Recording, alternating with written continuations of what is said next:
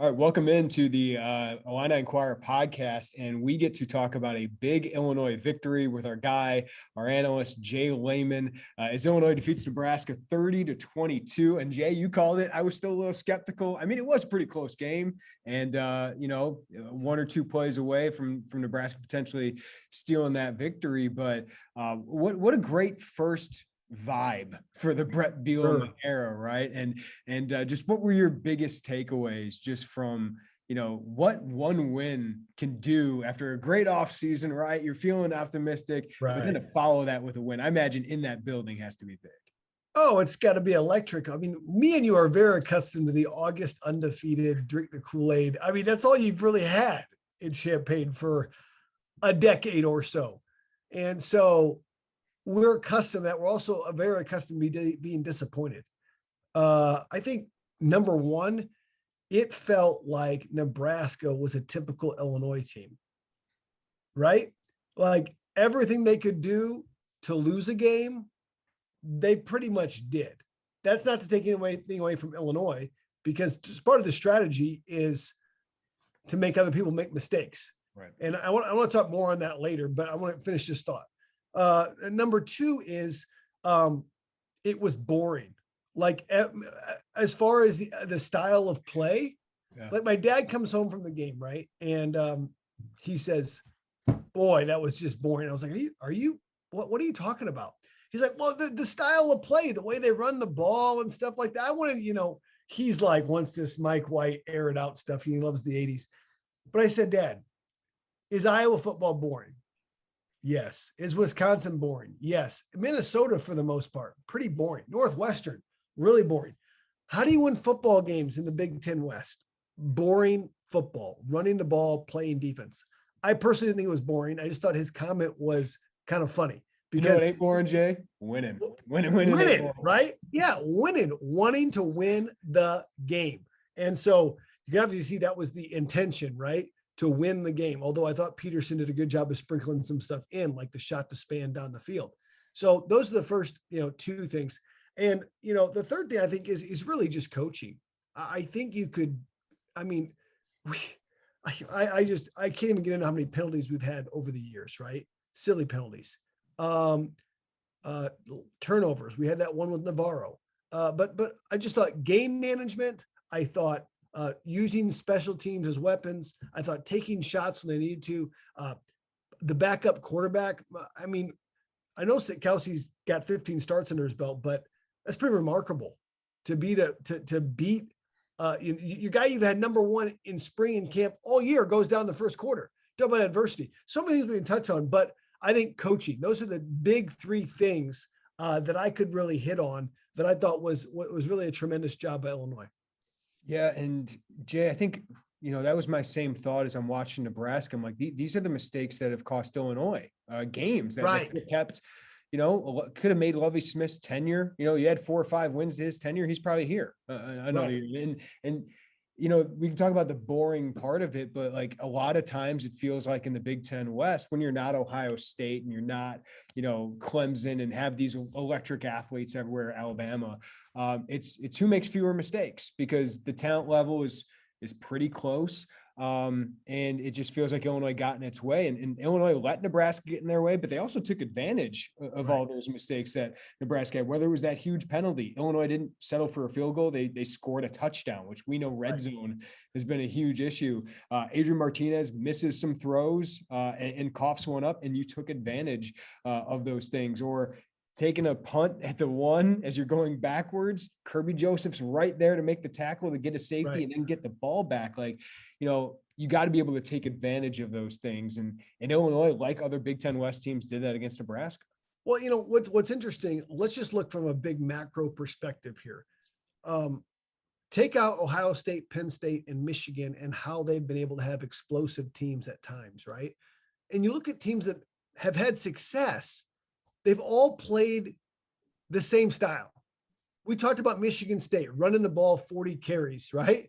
We got to 48 carries. You're going to win the time of possession. If you get to 40 carries, and I think it was 48 carries or rushes that Illinois had, you're going to win the time of possession. And you're probably going to win the game. Okay, when Minnesota made a run 2 years ago, that's what they did. When Wisconsin's made a run, that's what they do. There's been no high-flying teams in the Big Ten in the modern era outside of that. Really, I mean, really, we had Drew Brees, who was an anomaly at Purdue 20 years ago, though, right? I'm talking the last 15 years. Illinois, for that matter, was in our Rose Bowl years, was running the ball, right? Controlling the clock.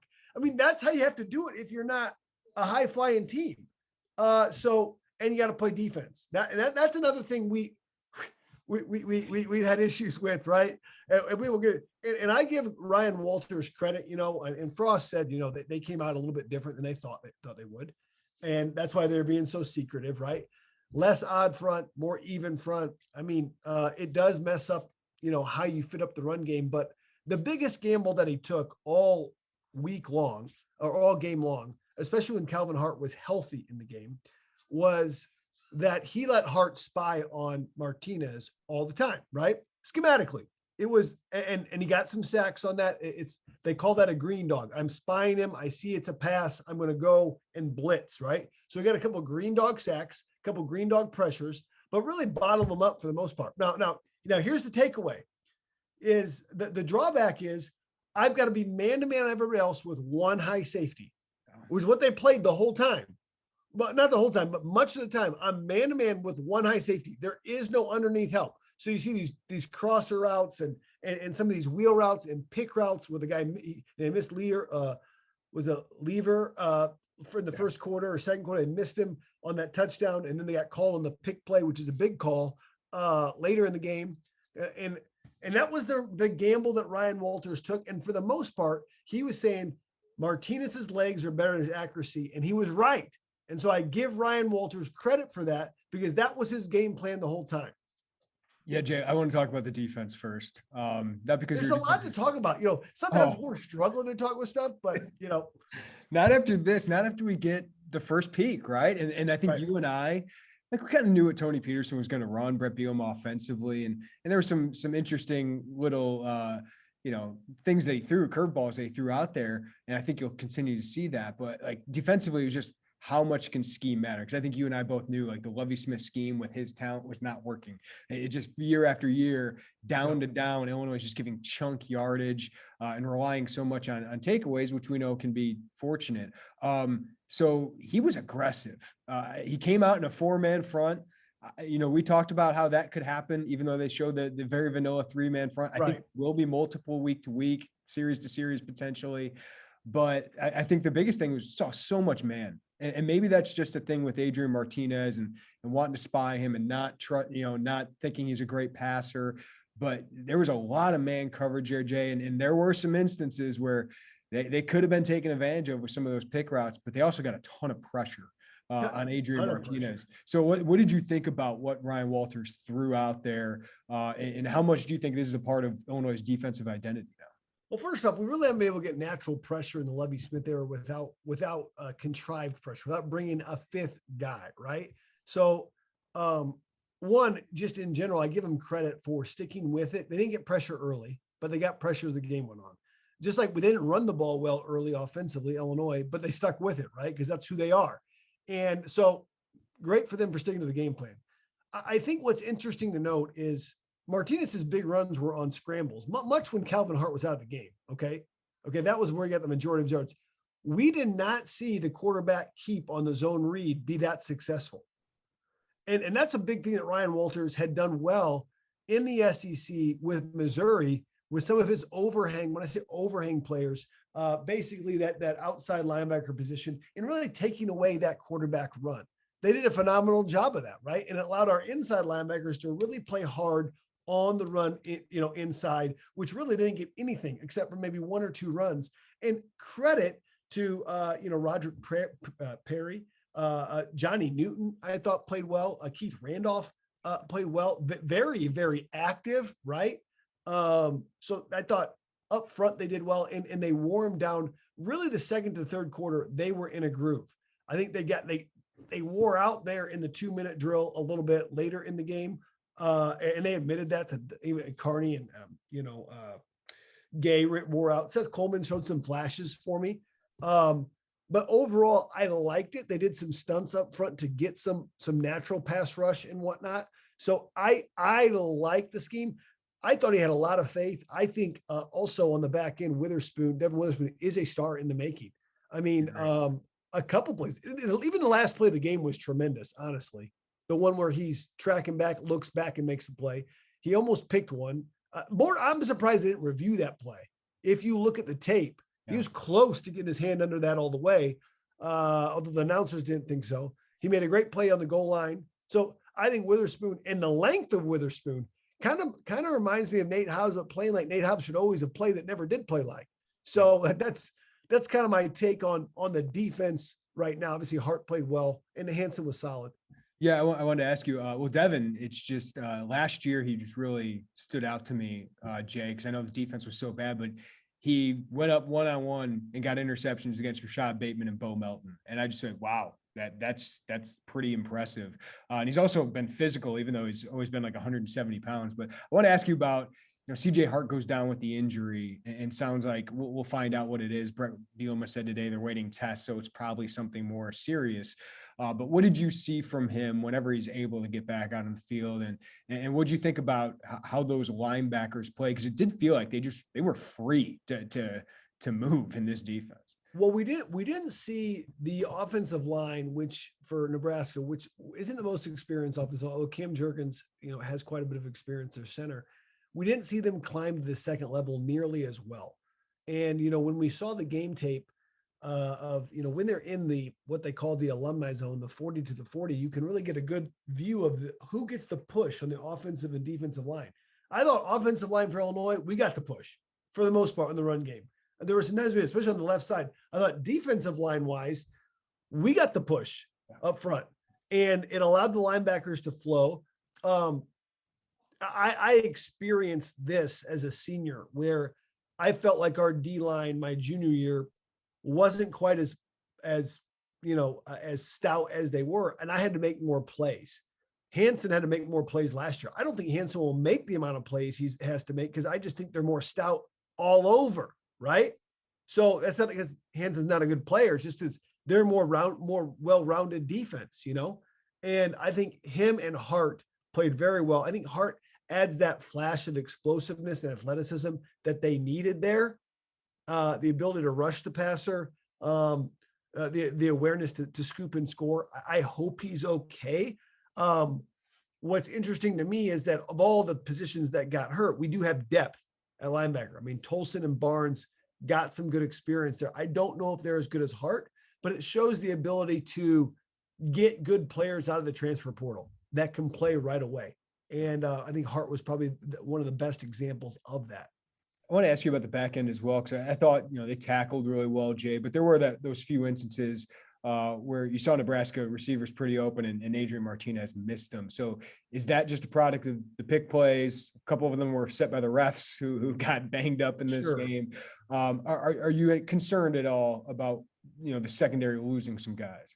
Week one, no, I'm not. And number two, first off, you can't expect a guy in college to cover a guy in man coverage more than 3 seconds. It's just what it's less in the NFL. Number two, remember the way that Walters played it is he gave up Hart to spy. Okay. So Hart is not is spying Martinez. He's actually not helping anybody underneath. So in true, what we call man-free coverage, there's usually 4 receivers, out. There's usually 6 defenders, and you have one low hole player, a linebacker, one high hole player, a safety. They just had one high hole player, which was the safety, usually Sidney Brown in that case. And I thought they played well. They ran the pick play twice before that, got away with it. Okay. And, wasn't called. I'm sure Bielema and some other ones had said, hey, that's a pick. It was a pretty obvious pick on one where they called it because he didn't turn his head to look for the ball for that wheel route down the sideline late in the game. So I think I'm not concerned about that. One time they lost step, the running back, and that's easy to do. And they lost on the 4th down play. That was a weird set of downs near the end, right? The 4th down play, two of the defenders just got overly excited. Young football players, man coverage, don't take your eyes off your man. Don't go to the quarterback who's going to just throw it over your head, which they did. That was two blown coverages, and that was bad. And that was fourth down. I'm not sure anybody knew that was fourth down because watching the game, they didn't figure it out until it was fourth down either. So that was a weird series. But at the end of the day, I think it's all cleaned up. I think they played way more man coverage than I thought they would. Tells me they feel like they got more dogs than they thought they had in the back end. They feel like they can match up better than they thought. And I think I think he could be a top 100 pick. I really do. And when I look at his length, I look at his instincts, the way he breaks in the football, his ball skills, he probably had 2 or 3 breakups that game alone, almost a pick, and really just took away their receivers. I mean, he was really an eraser on the field. So I was impressed by the way he played. Yeah. I actually asked Ryan Walters about that. Like, you have to have faith. You have to have a lot of confidence in your DBs and your pass rush to go that much man. He said, based on what I saw in camp, I felt like I had the players to do it, and based on what Nebraska had. So I think it all worked out pretty well for them, but just something we haven't seen in a long time, sure. Jay. Okay, let's focus on the offensive side of the ball now. What was your biggest? I mean, obviously Art Sikowski comes in, so let's start with him. Right. Felt like he was kind of a Wisconsin quarterback. I thought Brock Huard kind of hit it on the head, right? Like, they didn't ask him to do much flashy, but when he got that one opportunity and one-on-one coverage, he hit the deuce span of all people. I thought Tony Peterson used Isaiah Williams in a creative way, but there were a couple throws where it was like, hey, that looks pretty good. But most of all, I just felt like he was poised, and outside of the pick that got called back, like, he made good decisions. So they don't ask a lot out of these guys, right? And I thought Art looked like a competent guy out there. I mean, the biggest knock on Sikowski was the interceptions in his career, right? Now, last year, I mean, he's gone like 80 throws in a row or something without throwing a pick. That first pick, early on, he looked jittery, right? He got a sack. I think we all agree the turning point of the football game was really the penalty on Tanner, the late hit, not the late hit, but he drove him into the ground, roughing the passer. And then it was a 30, took away the pick and whatnot. And after that, he settled in really good. And I think they didn't ask him to make many difficult throws. I thought he actually gained some confidence in the 2-minute drill before the end of half. I know Navarro fumbled, but when I saw him, he had hit Isaiah Williams and, he had hit some other people. But when I saw him hit Donnie Navarro on that curl route, I thought, okay, that's a Big Ten throw that you need to make to win games. Now, I know Navarro fumbled, and that's neither here nor there, but I thought he had built confidence there, right? So it's like, I wonder what the next half looks like. And I think the drive of the game was to start out the third quarter, right? But we haven't seen a drive like that against a Big Ten opponent for years. I mean, 8+ minutes, 7 or more players. We saw inside, outside runs. We saw passes. And I give Peterson credit as well with his ability to not get overly conservative, but still take some shots and still throw the football. And so I give him a lot of credit. Yeah, I agree with that throw because he really drove into that one, had a lot of heat on it. Right. And, just good footwork and all of that. And I love hit a play action where he rolled out and hit Isaiah Williams. I'm like, that's a Big Ten throw. So, he's got the physical ability to do it. But now you got a whole team preparing for him. Like, what are you looking for next out of Art Sikowski as you go into this UTSA game? Well, I think the big question is you got to heat him up, right? And you got to bring pressure. But what's interesting is that Illinois, to combat that pressure, number one, so as a D lineman's perspective, we used to have a thing where if I knew it was a pass, I would tell the D lineman green, green, green, which basically means go, go, go. You have no run gaps. And that can basically make the game 50% easier for a D lineman, right? Because the D lineman has to we hear this line, gap integrity. Most people have no clue what that means. It means that you're responsible for a gap. And that if you get out of that gap and the guy runs through that gap, you had a missed assignment. And so the big deal I talk about is if you can make it so that you can run and pass, it makes it very difficult for a D lineman to get a great get off. And what Illinois did, they stayed on schedule, right?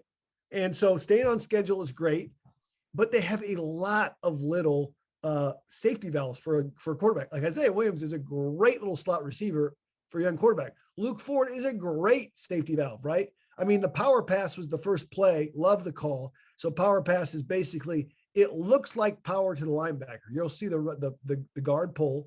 The linebacker comes up, you dump it right behind him. It's an old Rutgers play when Greg Schiano was there the first term. They love that with Clark Harris at tight end and Ray Rice at running back. They would fake the power and what they would dump it right over your head. They actually ran it twice more. But the problem is it's hard to protect. I lose a guard on one side, and then that tackle has a short edge, which leaves that defensive end one man closer to get to your quarterback, right? So they got to learn how to protect that. Again, I get off on tangents. You asked me one question, but what do? I think you're going to see more short passes. I think you'll see Art Sikowski out of the pocket. And I think, too, they got burnt a little bit with Nebraska not expecting boot. So we saw the safety come off the edge and not play boot at all, get a tackle for loss on a third and short. I think you'll see more boot and keep more people honest and whatnot. Remember, this is a guy that's probably taken, I don't know, a quarter of the reps, let's just say. You don't get equal reps, okay? So he just got here in May. We should see some big improvement from this week to the next week based on just getting the reps and whatnot.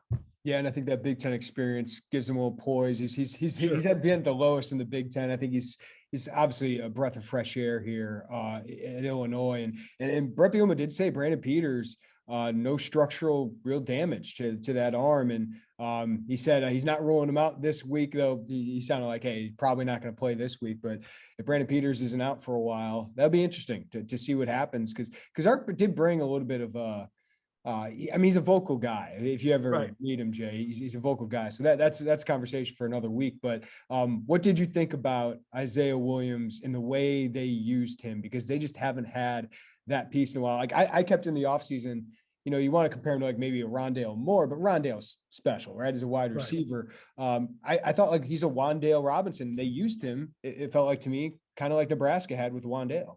Yeah, I mean, you have to wear the number one, right? Because Wan'Dale were number one, right? I feel like you got to be really good to wear number one. But so that being said, I kept waiting for them to use him like that in the game, and they finally let it loose in the second and third quarter.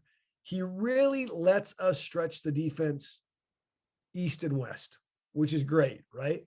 So I think that's phenomenal as far as running the football, as far as his quick out routes. He did have one drop, but he seems to be the way he catches the ball from what he doesn't seem to be awkward. He seems to be a natural pass catcher from what I can tell. And, he is 6 inches away from making an incredible juke to get into the end zone. I mean, really, he made people just miss all left and right. He makes somebody miss in a phone booth. So I think he's great. I wouldn't be surprised to see him get 2 or 3 more quarterback runs to spell Sikowski a little bit here during the next game or two, because they showed a little bit of that.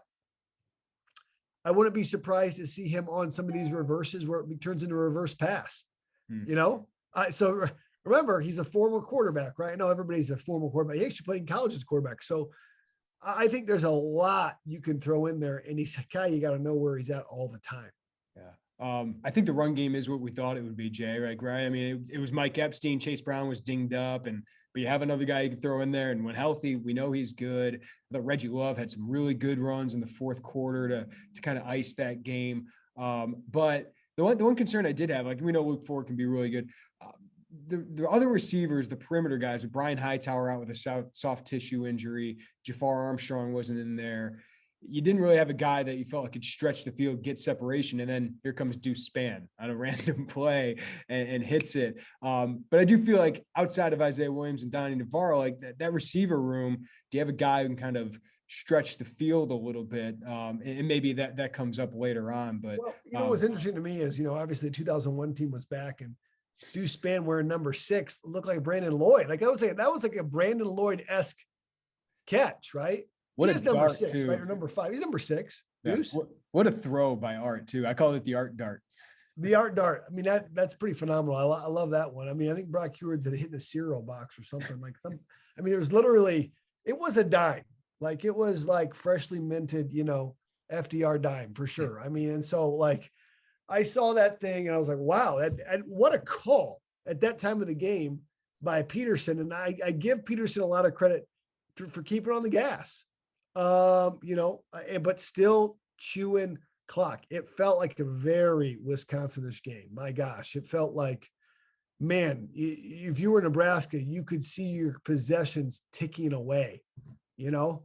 So yeah, but getting back to the receiver question, I want to get the ball to Donnie Moore. I think Donnie's solid. I'm not going to hold the fumble against him.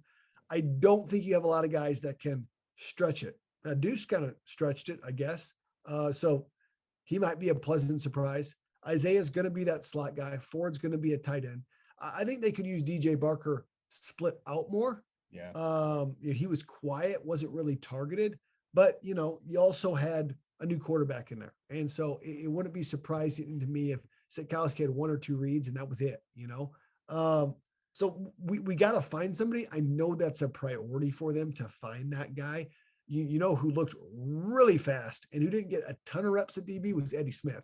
When you saw him chase down Calvin Hart, who Hart is a good speed for a linebacker, it just looked like he moved. He looked like an Alabama player, right? So that's what it looked like. So I don't know. Do you take somebody over from that side and say, hey, we got to have something that can run?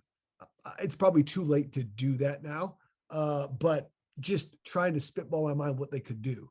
Yeah, Kamari Thompson might be a guy to watch there. 6'2", 220, and really fast straight line. Just don't know how refined he is as a receiver, but he played a lot of reps the other day. What did you think about Tony Peterson overall? I thought the offensive line struggled early, Jay, but I thought second half, especially Doug Kramer, got after it. Right. And kind of played the way you'd expect this Illinois offensive line to play. Well, I like Kramer's attitude. I think he's a true Big Ten center. I'm going to give Palcho a pass on this game because I just think that's his first real game speed action between getting hurt. I think it was like 8 months ago, he got hurt. And so I think he's only going to get better. We know that Palczewski's is going to be good. And, he and Ford kind of sprung that big first run. But I think it was very obvious at the left side with Darian Lowe. And was it Jarasati or was it Pilstrom? Yeah, Jarasati. Jarasati, really made some hay. And what happens when you have those tight ends in there is and then they all move to one direction. It just gets wide in a hurry, right? There's some wide bodies. And if you're not careful as a defender, you can find yourself running with them. And then you saw Reggie Love put his foot in the ground, cut back. You saw Epstein put his foot in the ground, cut back. And you get soft. And so it's hard as a defender I got to get on my horse and get downhill vertical on these guys. And initially they were able to do that. We saw the front line, make some plays. I thought, who's 44 for them? Was that Caleb Tanner? I'm not sure. Yeah. Whoever 44 was, he about knocked out both our quarterbacks. He knocked out Peters and almost knocked out Sitkowski, but he was a menace, right? And they made some plays that were difficult for us. But that being said, I thought they improved as the game went on. And the body blows did seem to matter later on in the game, right? And credit to Illinois for picking up one first down as well in that 4-minute drill. There were so many different categories. 2-minute drills, 4-minute drills, adversity, quarterback going out, special teams. It really was a good teach tape. Yeah, and I thought Reggie Love had an awesome run, about 5 or 6 yards after contact to get that first 9-yard carry, and that's 3 timeouts down the drain there for Nebraska right away, and a minute of time. If you're going to run, you want a 9-yard gain on first down. You don't want the first down, right? You want to go down, and Epstein was smart. He got down on one of his runs as well. Yeah. They just made smart plays, right? They were smart. They didn't make stupid plays. And I think it's also, and this is a theory that I have, and this is probably pretty anecdotal, but you watch a lot of football, so I'll throw it by you. It just seems to me that teams that play this style make less mistakes, and teams that play the, Rod Smith offense or the Scott Frost offense, the spread, let's hurry up, let's go, Let's make the defense tired. They're just more prone to mistakes. And maybe they're not if you get to the high levels like, Ohio State or whatever, but it just seems to me that those teams make more mistakes than the other teams. Yeah. And so we saw that, right? Isaiah Williams said after the game, we're a smarter team. And they constantly said, hey, we knew this moment. We knew what this position was. And you mentioned like Mike Epstein in the past, it felt like an Illinois player would have ran out of bounds, right? Like that would have happened. So that's a good sign for the coaching staff and for Illinois fans to know that, that's been ingrained in their minds. All right, Jay, now you got to flip the script. I think the players do a better job of this than fans, but not overlooking a UTSA team that made a bowl game last year. Great first year under Jeff Traylor, returns 21 of 22 starters. Just what do you think is the key to follow this up, stack wins, and really get some good momentum going into a huge road game at Virginia? I mean, this would be the trap game, as they like to say, of anything on the season. So what do you think is key for the team going into this one? Well, first off, we heard about the 24-hour rule. I think for Illinois fans, it's got to be like the 72-hour rule. We've got to celebrate. We have so few wins. We need to celebrate for 3 days. Okay. So we're going to continue to celebrate. We're going to continue to read every article the 247 and Jeremy Werner puts out. And just, we can't eat up. Even I recorded I looked at the press conference, after the game, I actually was that excited, right? I mean, that's been years since I've done that. Okay. Wow. And he's an entertaining press conference. So great, a little bit different than the past. Right. The sweating comment and everything was great. I saw that tweet, but I admittedly, I've never watched UTSA in a live game on film. I'll do some looking at them, but I think anytime you have a veteran team that's played that much, shoot, anything can happen. And the longer you let a team like that stick around, the more confidence that they get. And I think at the end of the day, if Illinois can run the ball, they're going to win this game because they'll be able to dominate up front. That's the key, right? Because if they can run the ball 40 times, they're going to control the clock. I know they have a dynamic running back. He's got a cool name. Was like Sincere something or something. Yeah. He's sincerely good. And so I think that's a new challenge because we didn't have to really stop a running back, more of a quarterback. And so, but here's they've already scouted these guys for a bunch. Now the element of surprise is gone for Illinois, but they also have one game under their belt. That's a huge advantage, in my opinion, to play in UTSA. I think that's a huge advantage, right? I love it. Nebraska was first, so we could have this element of surprise, build the confidence there. Now that you win, and now you're playing UTSA in week 2 or week 1 rather, but the second game for Illinois. So I think, again, as boring as it sounds, it comes to running football, right? UTSA is not going to be good enough to beat us without us making a bunch of mistakes. Agreed. Yeah, I think that's a perfect way of putting it. Well, J Leman 1-0. Brett Bielema honeymoon period continues. Very deserving plaudits after that one. I thought the coaching staff had their team prepared. They executed pretty well. A couple things to clean up, but if your dad thought it was boring, I think Illini fans would take a lot more boring football. Well, that's what I told him. I said, you had so much stuff that happened in that game. He's like, no, but the style of play. I said, that's how you win games, So it was just kind of funny that he would say that. And, he's just, I think like a lot of Illini fans, they see the Mike White era as this, or they see Mike Leach and say, we should do this. And guys, we are in Central Illinois. We got to get the right players to play the style of play to win the Big Ten West. Let's not get ahead of us. We've tried a lot of experiments the last 10 years, none of which have worked out well, which have led us to this point, which have worked out better than everything else we've seen so far. Wins are better than style points. I would say that. Right. J Leman, you're the goods. Talk to you next week, man. Yeah, bud.